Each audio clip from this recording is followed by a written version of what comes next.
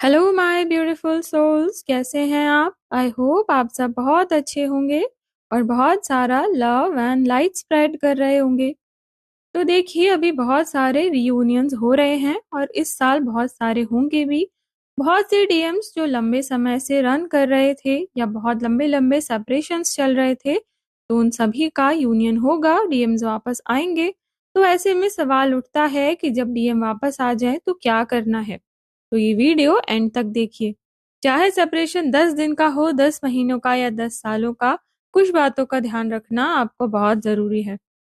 तो सबसे पहले मोस्ट इम्पॉर्टेंट वार्निंग कि आप ये बात दिमाग से हटा दीजिए कि डीएम वापस आए हैं, क्योंकि वो तो कभी दूर गए ही नहीं थे। केवल 3D में वो दूर दिख रहे थे क्योंकि आप अपनी ही आत्मा के ट्रुथ के साथ अलाइंड नहीं हैं कि आप एक हो ट्विन के साथ और पूरे ब्रह्मांड के साथ। तो जब जब आप यूनिटी कॉन्शियसनेस में आते हैं, एक पल को ही सही, जब आपके अंदर वो इनर यूनियन घटता है, जब आप अनकंडीशनल लव में होते हो, बिल्कुल अपने आप में मग्न, अपने काम में मग्न, तो आपके एनर्जेटिक न्यूट्रलिटी में आते ही आपके डीएम आपको 3D में भी दिखाई देने लगते हैं। इसलिए आपको ऐसा दिखाई देता है कि आपके डीएम आ रहे हैं, जा रहे हैं। डीएम के इन एंड आउट आने का सिलसिला बना रहता है क्योंकि आपका इनर यूनियन अभी स्टेबलाइज नहीं हुआ है, इसलिए आउटर यूनियन भी नहीं हुआ है। तो सबसे इम्पोर्टेंट काम है अपने इनर यूनियन को स्टेबलाइज करना। तो अगर आपको लग रहा है डीएम वापस आ गए हैं तो आपका काम हो गया, तो प्लीज थोड़ा कॉशियस हो जाइए, क्योंकि यूनियन कोई इवेंट नहीं, फ्रीक्वेंसी है। और आपके उस फ्रीक्वेंसी से बाहर होते ही आपके डीएम आपके सामने से छू मंतर बिल्कुल गायब हो जाते हैं, जिसे आप कहते हो कि डीएम रन कर गए। तो आपको अगर डीएम के साथ परमानेंट हार्मोनियस यूनियन में होना है, तो इस यूनियन की फ्रीक्वेंसी को मास्टर करना सीखना होगा। इसी मास्टरी के लिए मैं यूनिटी कॉन्शियसनेस की क्लासेस लेती हूँ, आप ज्वाइन कर सकते हैं। तो देखिए, ट्विन फ्लेम जर्नी में इंटीग्रेशन का प्रोसेस चलता रहता है। पहले ट्रिगर आते हैं, देन सेपरेशन होता है। वो कुछ घंटों का, महीनों का या एनर्जेटिक भी हो सकता है। फिर उस सेपरेशन में आपके पैटर्न सरफेस पे आते हैं, आपकी पेन बॉडी एक्टिवेट होती है, और जब आप उन पे काम करते हो तो धीरे से वो लेसन इंटीग्रेट होता है। आपके कार्मिक पैटर्न रिलीज होते हैं, तो वो होते ही आपका सेपरेशन का पर्पस सर्व हो जाता है और आपका रीयूनियन हो जाता है। और नेक्स्ट फेज के लिए आपको ट्रिगर देने आपके डीएम वापस आ जाते हैं। So everything is divinely orchestrated with precision. बिल्कुल परफेक्टली हर चीज डिवाइनली ऑर्केस्ट्रेटेड होती है। तो सबसे पहले तो आपने जो लेसन अपने सेपरेशन में इंटीग्रेट किए हैं, उसका टेस्ट होगा। क्या आप अपने ओल्ड सेल्फ से ऑपरेट करते हो या अपने ट्रुथ में खड़े रहते हो? अगर डीएम के आते ही आप वापस चेज करने लग गए, कंप्लेन करने लग गए, आंसर्स डिमांड करने लग गए, कमिटमेंट मांगने लग गए, ब्लेम करने लग गए, मींस अभी आपने इनर स्टेबिलिटी अचीव नहीं की। तो इट इज वेरी लाइकली कि वो वापस रन कर जाएंगे। ट्विन फ्लेम्स का एनर्जेटिक सिस्टम ऐसे ही डिजाइंड होता है कि आपने एनर्जेटिकली भी उन्हें प्रेशराइज किया तो वो रन कर जाएंगे। इसलिए आप देखना, जब आप अटैच्ड होते हो, इमोशनली ओवरवेल्म्ड होते हो, नीडी एनर्जी में होते हो, तो डीएम से उस टाइम आपको रिजेक्शन ही मिलता है और आपको लगता है डीएम मुझे सपोर्ट नहीं कर रहे, और आपको उस टाइम बहुत पेन होता है। पर आप ये याद रखिए, ये सोलमेट जर्नी नहीं है, ये आपकी एनर्जेटिक मास्टरी की जर्नी है। और आप और आपके डीएम सेम एनर्जेटिक सिस्टम हो। आपकी पुलिंग एनर्जी होगी तो उनकी पुशिंग एनर्जी होगी ही होगी, और आपकी पुशिंग एनर्जी हुई तो उनकी पुलिंग एनर्जी होगी। तो जब आप बैलेंस में होंगे तो वो भी बैलेंस में होंगे। तो इसका मतलब ये है कि डीएम के आने पर ना आप रन करोगे, ना डिटैच होने की कोशिश करोगे, ना उन पे चीखोगे, चिल्लाओगे, दुनिया भर के कंप्लेन्स और सवाल करोगे। ये स्टेज बहुत ही नाजुक होती है। It is very very delicate. आप उस वक्त एनर्जेटिक न्यूट्रलिटी में रहोगे, यानी साक्षी भाव में रहोगे और केवल ऑब्जर्व करोगे। धीरे से जब डीएम को सेफ महसूस होगा तो डीएम खुद आपको एक्सप्लेन करेंगे, जो भी उन्हें कहना है कहेंगे, पर आप कोई तीव्र प्रतिक्रिया देने के बजाय उनके लिए एक्सेप्टेंस रखोगे कि जो भी हुआ और जो भी हो रहा है was designed bye God for your awakening. आपकी अवेकनिंग के लिए ये पूरी प्रक्रिया डिजाइन की गई है। इसमें ना आपकी गलती है, ना आपके डीएम की गलती है। वही हुआ जो होना था और आगे भी वही होगा जो होना है। तो जितना आप साक्षी भाव और डिवाइन सरेंडर में रहते हो, उतनी जल्दी ये जर्नी कंप्लीट होती है, क्योंकि आपकी सोल को पता है best possible route towards union.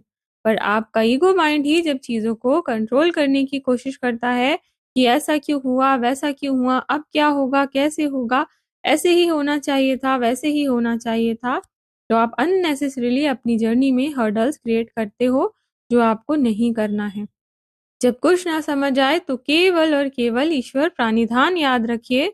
Total surrender to the divine की जर्नी उन्होंने दी है तो वही संभालेंगे। अगर डीएम वापस आए हैं और उनकी एनर्जी में आपको कोई चेंज महसूस नहीं हो रहा, या केवल आपसे सेक्सुअल डिमांड्स कर रहे हैं, या थर्ड पार्टी के बारे में बताकर आपको जेलस करने की कोशिश कर रहे हैं, तो maybe this is a test कि आप अपनी बाउंड्रीज होल्ड करना सीखे हैं या नहीं। तो आप बिना शोर शराबे, लड़ाई झगड़े, तमाशे के अपनी बात रखिए। You are only looking for pure love and divine union. उससे नीचे आपको कुछ भी चीज एक्सेप्टेबल नहीं है। तो अगर डीएम विलिंग लगे कि वो इंटरेस्टेड है टुवर्ड्स होल्डिंग दिस यूनियन, तो आप उन्हें एंटरटेन कीजिए, वरना उनसे ध्यान हटाकर वापस अपने काम पर लग जाइए। वो पूरी कोशिश करेंगे आपको पीछे खींचने की, और आपको अंदर से गुस्सा उठेगा, चिड़चिड़ाहट होगी, रोना आएगा, पर उस टाइम आप केवल साक्षी भाव रखें और अपनी फ्रीक्वेंसी अगर आपने नहीं गिरने दी, तो भले उस टाइम वो वापस चले जाएंगे, पर अगली बार आपकी न्यू फ्रीक्वेंसी के साथ अलाइंड होकर वापस आएंगे। ऐसे ही जब डीएफए के एक लेसन इंटीग्रेट करती है, अपने लिए स्टैंड लेना सीखती है, अपने abandonment wounds, attachment wounds heal करती है और सेल्फ लव में आती है, अपनी शक्ति में, अपने पर्पस में आती है, तो स्टेप बाय स्टेप अपनी फ्रीक्वेंसी रेज करती है और साथ ही साथ डीएम की भी हो जाती है। देखिए, इतना कुछ प्रोसेस करना होता है डीएफ को इस जर्नी में, और बहुत बार चीजें मैसी हो जाती हैं। तो आपसे कोई गलती हो भी गई कि डीएम आए और आपने लड़ झगड़ के उन्हें भगा दिया, तो may be that was also a part of the journey. तो ये जर्नी परफेक्शन नहीं, प्रेजेंस मांगती है। अल्टीमेटली आपको सीखना है to love without abandoning yourself, to love without collapsing your boundaries, to love without fantasising, projecting, possessing, demanding certainty, to love just because you are love. तो आप कुछ भी जबरदस्ती फेक नहीं कर सकते। आप बिना लेसन्स इंटीग्रेट किए, कार्मिक पैटर्न्स रिलीज किए बैलेंस में नहीं आ सकते। तो भले सेपरेशन में आपको लगे कि आप इनर बैलेंस में आ गए हो, पर डीएम के आते ही अलग अलग तरह के इमोशंस फ्लड हो सकते हैं। एक पल तो रिलीफ मिलेगा, सुकून लगेगा कि बड़ा बोझ उतर गया। अगले ही पल ऐसा लग सकता है जैसे सारे घाव हरे हो गए। वापस वही पुरानी बैड मेमोरीज, डीएम के साइलेंस, उनका बिट्रेयल, उनके रिजेक्शन आपको याद आ सकता है, आपको परेशान कर सकता है। पर यही मौका है उन स्टोरीज को फाइनली एंड करके नई शुरुआत करने का। जो भी फील हो, डोंट जज it, just sit with the discomfort of it. जितना आप उन फीलिंग्स के साथ बैठोगे, बिना जजमेंट के, बिना बाईपासिंग के, उतनी जल्दी वो सब रिलीज हो जाएंगी। अगर डीएम आए हैं और आपको ओवरवेल्म्ड लग रहा है, तो डीप ब्रीदिंग कीजिए। Just take a deep breath and खुद को रिमाइंड कीजिए, ये रोमांटिक जर्नी नहीं है। डीएम आपके मिरर हैं।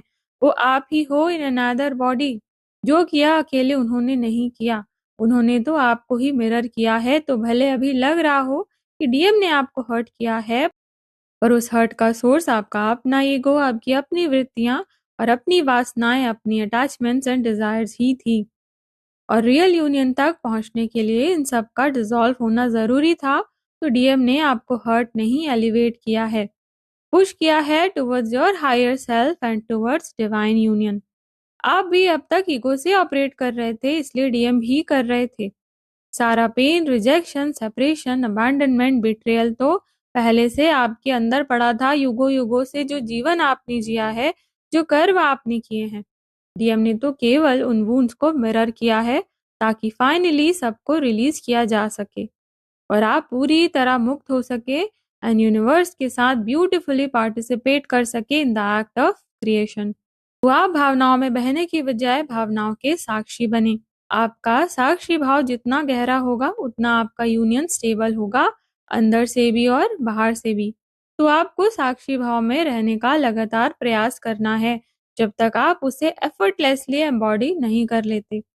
साक्षी भाव साधना ही असल साधना है, जहां आप न पुरानी स्टोरीज, हर्ट एंड ट्रॉमा से जुड़े होते हो, ना कल की फैंटेसी में खोए रहते हो। आज अभी इस पल में प्रेजेंट होते हो, ग्राउंडेड होते हो।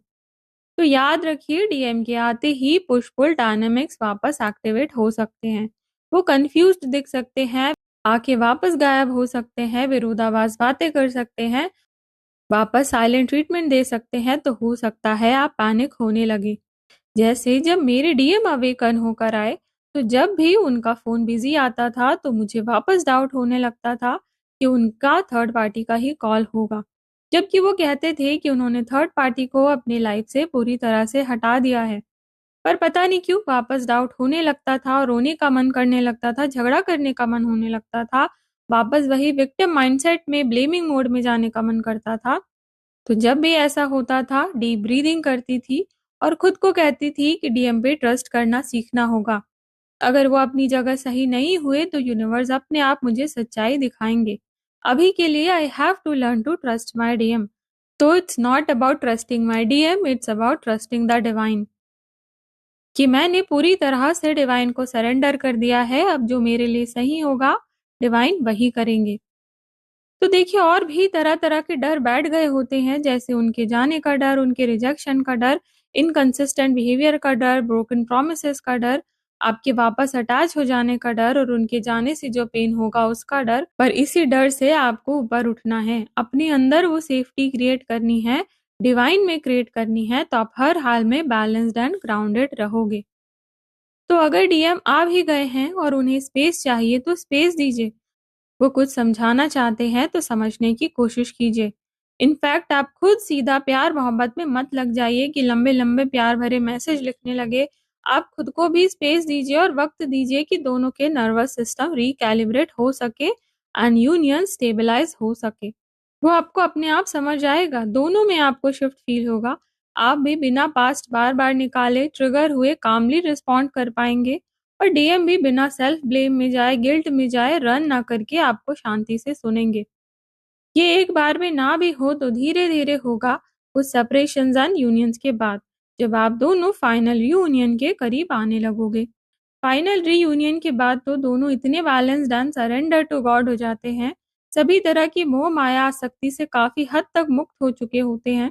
तो कैसी भी परिस्थिति आए संयम से काम लेते हैं, जेंटली अपनी बाउंड्रीज होल्ड करते हैं, रन करने के बजाय चीजों को आपसी सामंजस्य से सुलझा लेते हैं।